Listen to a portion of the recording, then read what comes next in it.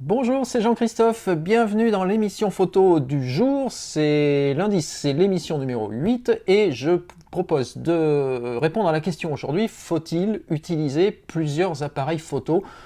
On en est où en ce moment avec la prolifération des modèles, des gammes chez les différentes marques? Alors avant de passer au sujet, je voulais juste faire une petite parenthèse pour vous remercier de me suivre ainsi en quantité finalement sur cette émission photo depuis une bonne semaine maintenant.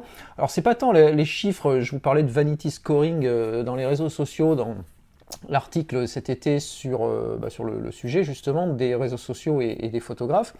Mais c'est pas tant les chiffres, le nombre de vues, le nombre d'abonnés qui m'importe, mais c'est plus que ça favorise l'interaction en fait entre vous et moi, le nombre de commentaires que vous laissez sur les vidéos, et plus vous réagissez, plus ça me permet aussi et de vous aider et puis de préparer les sujets suivants.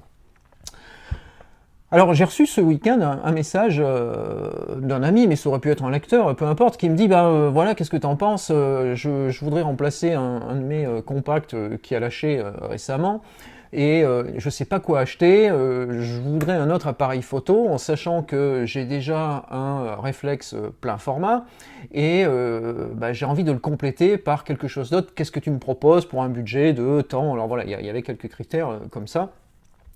Et j'ai trouvé que la question était intéressante parce que de plus en plus, vous m'envoyez ce type de questions où vous me dites qu'est-ce que je dois acheter, qu'est-ce qu'il faut faire, j'ai déjà un appareil, qu'est-ce que je peux acheter comme autre appareil, et ainsi de suite. Alors je vous renvoie vers l'émission précédente dans laquelle je parlais du choix du matériel et puis de caler votre choix non pas sur la dernière nouveauté à la mode, mais plus sur vos besoins. Mais ce que je voudrais en fait dire dans ce sujet-là, c'est que je pense sincèrement qu'aujourd'hui, on peut et peut-être même on doit utiliser plusieurs appareils photo. Alors j'ai essayé de remettre tout ça au propre et puis de vous proposer quelque chose d'un petit peu plus construit comme réponse. Le premier point, c'est que je crois qu'il y a deux approches. C'est-à-dire qu'aujourd'hui, vous pouvez vous dire j'ai un appareil photo, peu importe lequel, j'en ai un et je fais avec ce que j'ai. Alors ça c'est l'approche minimaliste et c'est absolument pas péjoratif quand je dis ça. C'est voilà, j'ai un réflexe, j'ai un hybride, j'ai un compact, j'ai ce que vous voulez et je fais les photos que je peux faire au moment où je peux les faire avec ce matériel-là. J'ai pas envie de me prendre la tête à savoir est-ce qu'il faut acheter autre chose, le compléter ou quoi ou qu'est-ce.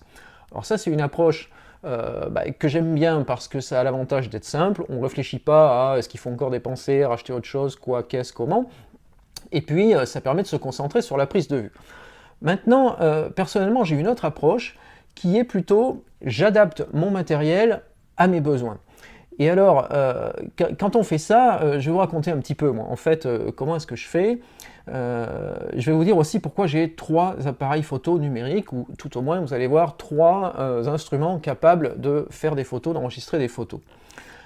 Alors 3, ça paraît beaucoup, je dis, oula, qu'est-ce qui lui prend? Les raisons, c'est les suivantes. C'est que en fait, j'ai des usages différents. Quand je fais les photos, je ne fais pas du tout les mêmes photos selon que je suis en congé, en famille, avec mes enfants, ou bien que je suis en train de faire un reportage pas loin de chez moi, ou que je fais les photos pour le théâtre et la danse, qui est aussi une de mes autres activités, ou bien que je traîne quelque part et puis qu'à l'improviste, je peux faire une série de photos parce que voilà, il y a un sujet qui me tombe sous le nez. Alors, je crois qu'il y a déjà une première chose, c'est que j'ai un premier appareil photo qui est un réflexe plein format et avec une gamme d'objectifs zoom expert pro qui vont avec, mais peu importe, expert pro c'est pas très grave. C'est juste pour dire que voilà, j'ai un parc optique qui est pas très important, mais en fait j'ai 2-3 optiques que j'utilise régulièrement qui couvrent la plupart de mes besoins avec le réflexe. Alors pourquoi le réflexe plein format? Simplement parce que ça me permet d'avoir un appareil qui est hyper réactif, hyper performant en mise au point pour tous les sujets où j'ai vraiment besoin d'un AF qui accroche, j'ai besoin d'avoir des photos nettes, alors c'est le cas en sport par exemple, sur certains reportages. C'est aussi un boîtier qui est tout temps, alors il n'est pas nécessairement à l'épreuve de toutes les intempéries, mais aujourd'hui un réflexe Expert Pro, ou expert, ou amateur expert, peu importe le nom, ça résiste quand même bien à la pluie, aux intempéries, à la poussière, donc je suis tranquille avec ce boîtier-là, j'ai pas de soucis avec. Donc ça c'est vraiment un premier cas d'usage, et bien évidemment en termes de qualité photo, bon, on ne se pose pas la question, ça fonctionne. Ensuite j'ai un deuxième boîtier qui est un hybride avec un capteur APS-C. Alors pourquoi l'hybride? Simplement parce que il est plus léger, il est plus compact que le réflexe. Alors Le boîtier, déjà, le boîtier, il est beaucoup plus petit, mais c'est pas tant le boîtier, en fait, parce qu'il y a des réflexes aujourd'hui qui sont pas très gros, particulièrement dans les entrées de gamme qui sont aussi plutôt performants actuellement. Mais en fait, avec l'hybride, c'est la gamme optique qui change beaucoup. Si vous prenez, tiens, j'aurais pu les sortir, mais si vous prenez un 24-70 chez Nikon pour mettre sur un réflexe plein format ou APS, peu importe, bah vous avez une optique qui fait cette taille-là. Si vous prenez l'équivalent du 24-70 en APS-C, moi j'utilise un 18-55-2.8, eh bien j'ai une taille comme ça. Donc la taille c'est moitié moins long, moitié moins lourd, moitié moins gros, accessoirement moitié moins cher. Donc ça c'est vraiment un avantage quand j'ai des situations où je ne veux pas voyager trop chargé. Alors c'est le cas pendant mes vacances par exemple, ça va peut-être vous étonner, mais pendant les vacances je ne pars pas avec un réflexe plein format et un plein sac de matériel, sauf si j'ai un sujet très particulier à faire, mais d'une manière générale c'est pas ce que je fais, je préfère emporter un hybride, ça passe partout, le résultat en qualité d'image sur un hybride APS-C c'est largement au niveau même de certains plein format aujourd'hui, donc je ne suis pas inquiet là-dessus. Et puis j'ai surtout des optiques qui sont beaucoup plus petites. C'est moins cher aussi. Alors, quelqu'un me disait, un photographe pro me disait il y a quelques mois, j'aime bien aussi l'hybride de bonne qualité parce qu'il y a aujourd'hui des super optiques. Et puis, alors c'est quelqu'un qui faisait des photos de reportage dans des situations un petit peu compliquées et qui me disait si jamais je bousille ou je perds ou on me vole ou il se passe quelque chose avec mes optiques, ça me coûte moins cher de racheter que si j'ai de l'optique réflexe à 2 ou 3 000 euros le morceau. Dans l'hybride, on peut avoir des très belles optiques à entre 600 et 1000 euros maximum, donc on est quand même beaucoup moins cher. Il peut y avoir cet aspect-là qui joue selon ce que vous faites. Si vous allez faire un voyage à l'autre bout du monde dans des endroits vraiment très difficiles pour le matériel, c'est peut-être une question à vous poser aussi. L'hybride, il a aussi un autre avantage, c'est qu'il est extrêmement silencieux et discret, donc dans certaines situations de prise de vue, ça m'arrange beaucoup par rapport au réflexe qui reste encore assez bruyant. Alors il y a beau y avoir chez Nikon un mode quiet, là, le mode Q, bon, au lieu de faire un déclenchement, on en fait deux, ça reste encore un peu bruyant, franchement c'est une fonction où voilà, il y a des progrès à faire pour le dire gentiment. L'hybride est beaucoup plus discret, pour pas dire totalement discret, puisqu'aujourd'hui on a des hybrides. Alors le mien, si je le programme en retirant les petits bips et autres, ça fait moins de bruit qu'un Leica-M, puisque ça fait pas de bruit du tout. C'est-à-dire je déclenche, il se passe absolument rien, il n'y a même pas le bruit du déclencheur, il n'y a même pas un petit bip, un petit claquement, rien du tout. Donc je peux faire des photos au théâtre par exemple, absolument personne m'entend, je coupe l'écran arrière, j'ai tout dans le viseur, puisque c'est un viseur électronique, donc vraiment je suis absolument pas agressif, je dérange personne, et même mon voisin, si je suis assis à côté de quelqu'un, il ne saura pas que j'ai fait une photo. Donc ça c'est vraiment très très pratique.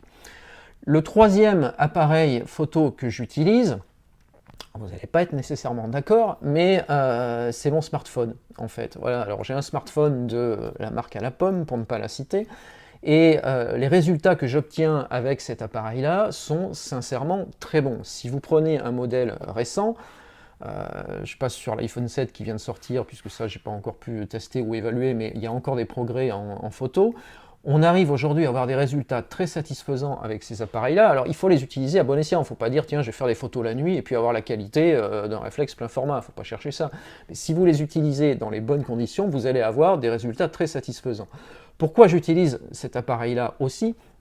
Eh bien, pour une raison toute bête, et vous avez déjà probablement la réponse, c'est que le smartphone, eh bien, je l'ai toujours avec moi. Bon, je ne dors pas avec, je vous rassure, je le laisse à un autre étage parce que j'aime pas avoir tout cet environnement-là quand je suis en mode repos. Mais quand je me balade, que ce soit les vacances, le boulot, la journée ou même en soirée, j'ai toujours mon smartphone dans ma poche parce que c'est comme ça, voilà, un smartphone, ça sert aussi à être dans la poche pour être toujours disponible, pour faire plein de choses avec. En fait, je téléphone très peu avec mon téléphone, mais je fais plutôt autre chose avec. Et donc l'avantage du smartphone, c'est que je l'ai toujours dans la poche et que je peux faire des photos à un moment donné où j'aurai ni l'hybride ni le réflexe. Alors peut-être que vous allez me dire, oui mais bon, moi j'ai un petit hybride, un truc qui tient dans la poche ou un petit compact et les photos sont de bien meilleure qualité et puis je l'ai aussi toujours avec moi. Bah écoutez, tant mieux et vous avez raison si ça vous convient. Moi j'ai fait un choix différent, c'est que je n'ai pas envie de trimballer en plus un appareil photo parce que en fait je devrais peut-être commencer par là. Je me déplace en moto. Alors quand on est en moto, eh bien on a déjà plein de choses dans les poches parce qu'il y a les clés, il y a le truc de l'antivol, voilà, il y a les papiers. Alors aujourd'hui il faut avoir aussi le gilet jaune, un tas de trucs. Donc j'ai déjà les poches bien pleines. J'ai pas envie d'avoir en plus un appareil photo, même si c'est un compact. Mais par contre, comme je sais que j'ai mon smartphone, je sais que j'ai de quoi enregistrer des images de qualité plus que satisfaisante. Alors je sais que certains vont dire, ouais, enfin bon, la photo au smartphone par rapport à un bon hybride ou un plein format, bof. Alors oui, bof dans certaines conditions, mais une fois de plus, j'ai fait le test sans le vouloir il y a quelques temps. Dans une série de photos de vacances, j'avais glissé des photos faites à l'iPhone parce que bah, voilà, il y avait quelques photos qui étaient sympas et je voulais pas qu'elles me passaient à côté pour mes souvenirs de congé. Donc je les ai faites tirer en 10-15 comme toutes les autres, j'ai mis ça avec, jamais personne n'a vu la différence, et puis un jour, j'ai une de mes filles qui me dit « Mais attends, ça, cette photo, on commence à en parler ?» Bah, je dis « Oui, c'est fait à l'iPhone. » Ah ouais, bah on voit pas la différence avec les autres. Bah non, parce que sur un 10-15, si vous êtes en pleine journée avec une lumière satisfaisante, je vous mets au défi de voir la différence entre une photo très correcte au smartphone et une photo au réflexe, même plein format. Alors attention, je parle bien d'un tirage 10-15 sur une photo type, voilà, photo de tous les jours, photo de vacances, vous ne verrez pas la différence. Ceux qui prétendent le contraire, très sincèrement, c'est pas vrai. Dans certaines conditions, bien évidemment qu'on va voir la différence, mais là on est en train de parler de photos tout venant. Donc ça, pour le tout venant, le smartphone, c'est vraiment l'outil idéal que j'ai au quotidien et je fais énormément de photos avec. Il faudrait que je vous fasse des sujets là-dessus d'ailleurs, parce que j'ai déjà eu des demandes. J'utilise très très peu l'application native, j'utilise une application qui s'appelle Hipstamatic, H-I-P, Hipstamatic, voilà, qui permet de récupérer la photo d'origine, originale, et puis d'appliquer aussi des réglages, d'éditer la photo très vite, alors soit avec des filtres préétablis, mais alors c'est pas les filtres à l'Instagram, c'est un petit peu plus abouti quand même, c'est un peu plus sympa. Je suis pas très fan des filtres Instagram que je trouve assez moches. Et puis voilà, on peut vraiment jouer sur les courbes, sur un tas de choses. Alors d'autant plus qu'avec les derniers appareils, on va pouvoir récupérer le fichier RAW, donc ça c'est plutôt intéressant. Alors le troisième point que je voulais aborder dans ce sujet-là, c'était si vous faites le choix d'avoir plusieurs appareils photo, comment les choisir? Parce que là il y a un vrai problème de choix. Vous êtes très nombreux à me poser la question, alors je vais vous dire là aussi moi comment je procède. Et puis, je vous laisse réagir dans les commentaires parce que vous avez certainement des bonnes raisons ou complémentaires ou opposées aux miennes, donc je pense qu'il y a un sujet qui est intéressant. Alors, la première chose, c'est que je cherche toujours la complémentarité. C'est-à-dire que je considère que si j'ai un réflexe plein format, pour moi, ça me sert strictement à rien d'acheter un autre réflexe plein format d'une gamme en dessous ou un réflexe d'une gamme expert au format APS-C, voilà, ou un réflexe quelconque. Parce que si j'ai déjà un réflexe, je ne vais pas en acheter un deuxième. Alors ça peut être utile d'avoir deux appareils identiques si vous faites par exemple du mariage, du reportage, où vous avez vraiment besoin de sortir la photo et que vous craignez que l'appareil tombe en panne, dans ce cas-là vous en avez un deuxième, ça peut être sympa. Ou bien ça peut être sympa de doubler les boîtiers pour avoir deux optiques en même temps sans avoir besoin de changer l'objectif, voilà, toujours pour des besoins bien précis. Donc ça, je ne dis pas qu'il ne faut pas en avoir deux, mais dans mon cas personnel, j'ai pas ce besoin-là, donc si j'achète un deuxième boîtier, c'est pas pour reprendre un réflexe. Donc la complémentarité, c'est vraiment d'avoir quelque chose qui vient en complément du réflexe que je vais utiliser dans d'autres occasions, mais pas en plus. Moi, je n'ai pas l'intérêt à ça. Ensuite, le deuxième critère que je me donne avant d'acheter quoi que ce soit, je suis tout sauf acheteur compulsif ou impulsif, je ne sais pas comment il faudrait dire, mais vous savez, le syndrome Gear Acquisition Syndrome, disent les anglo-saxons, donc syndrome d'acquisition de matériel, il faudra que je vous en parle aussi, parce que j'en ai parlé avec un lecteur récemment. Donc je ne suis pas, voilà, je suis pas un acheteur compulsif à avoir 15 000 boîtiers, mais quand j'achète un second boîtier, c'est que j'ai un besoin régulier. Donc ça, c'est vraiment important. Je considère que si j'ai pas un besoin régulier, si c'est pour faire une photo de temps en temps, voire même j'en ai fait une série, puis après je remets l'appareil dans le placard, et ben c'est que j'en avais pas besoin. Donc si j'ai pas identifié plusieurs occasions dans l'année où je vais pouvoir utiliser ce matériel-là, je l'achète pas, tout simplement, parce que ça veut dire que c'est quelque chose qui, au-delà de la dépense, qui est déjà un problème, parce qu'il faut quand même l'acheter, c'est un appareil qui va dormir, qui va pas servir, qui va s'user pour rien, donc aucun intérêt. Donc complémentarité, besoin régulier. Le troisième critère, je suis très attaché à l'évolutivité du matériel que j'achète.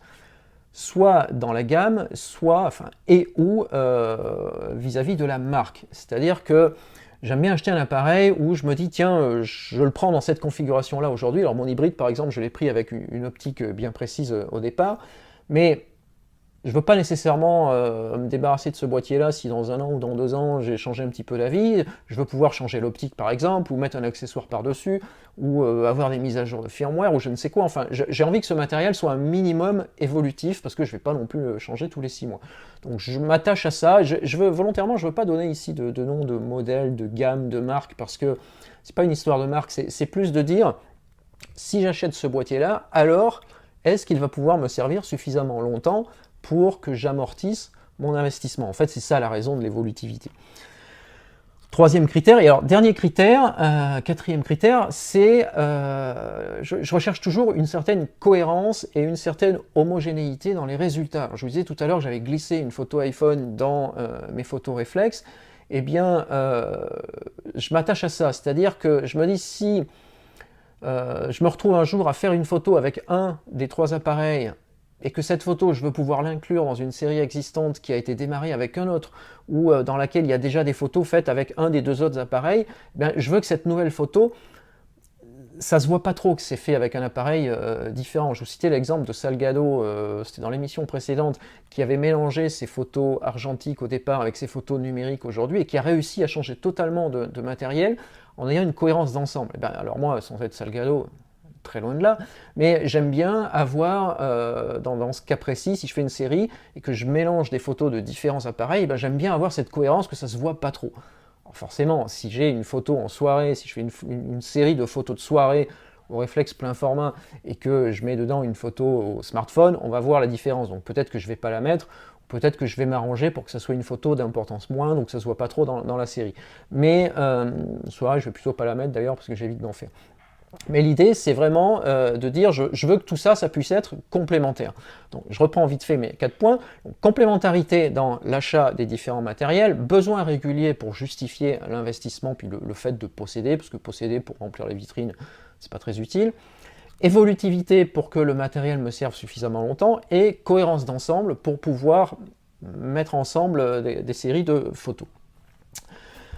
Alors voilà pour ce que je voulais vous dire sur le fait d'utiliser plusieurs boîtiers ou pas. Je ne vais volontairement pas parler des optiques ici parce que c'est encore un autre débat, donc ça m'entraînerait trop loin dans le sujet du jour. Alors je vous invite vraiment à réagir parce que je pense que vous avez pas mal d'opinions, d'avis à partager aussi. Il y a probablement ceux qui vont me dire bah non, moi j'ai qu'un appareil, j'ai pas envie d'en changer, voilà pourquoi. Et puis ceux qui vont me dire ah ben j'en ai 2, 3, 4, 5, peut-être même plus, je sais pas. Et voilà pourquoi je les ai. Il y a peut-être des histoires de format aussi, de technologie argentique numérique, de définition de capteur, j'en sais rien, mais donc allez-y via les commentaires, lâchez-vous et dites-moi vous où est-ce que vous en êtes, je crois que ça va être intéressant. Avant de vous quitter pour aujourd'hui, je voulais revenir sur ce petit bouquin que je vous ai présenté il y a quelques jours qui s'appelle le guide pratique photo de paysage. Alors je l'ai passé en revue, je vous en parle sur le site, je vous mets le lien dans la description de la vidéo, donc c'est soit en bas soit en haut selon que vous regardez la vidéo sur YouTube ou sur Facebook.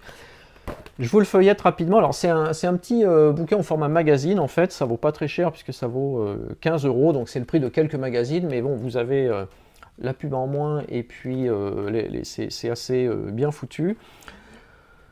Alors un ensemble de fiches, vous voyez que vous avez ici dans le sommaire en fait l'équipement pour la photo de paysage, la composition, la lumière, l'exposition, la netteté, développement des photos, retouches, et puis des cas pratiques. Alors c'est presque la fin, c'est ce que je vous dis dans l'article, c'est les cas pratiques que je trouve intéressants parce que chaque photo est détaillée avec pourquoi le photographe a fait cette photo-là en particulier ou pas. Donc ça, c'est plutôt intéressant pour comprendre des choses sur la prise de vue. Et voilà, pont Alexandre III, par exemple, si vous êtes en ville. Alors le paysage, ça peut être le paysage urbain, hein, c'est pas nécessairement le paysage à la campagne. Voilà, il y a un sujet sur les ponts de Paris, par exemple, qui est intéressant. Donc un petit bouquin format magazine, ça se trouve dans les librairies, ça se trouve aussi dans les points presse, hein, puisque c'est une diffusion presse également. Et puis voilà, donc je vous mets le lien dans la vidéo. Donc voilà pour ça, je vous dis à demain pour un prochain sujet de l'émission photo. l'abonnement à la chaîne YouTube, le like, donc aimez la page Facebook si vous voulez ne manquer aucune des prochaines vidéos. Et puis rejoignez ma liste de contacts perso, c'est le lien qui est dans la description. Ça vous permet de recevoir par mail directement tout ce que j'ai à vous communiquer pour que vous ne ratiez rien dans la semaine. À demain!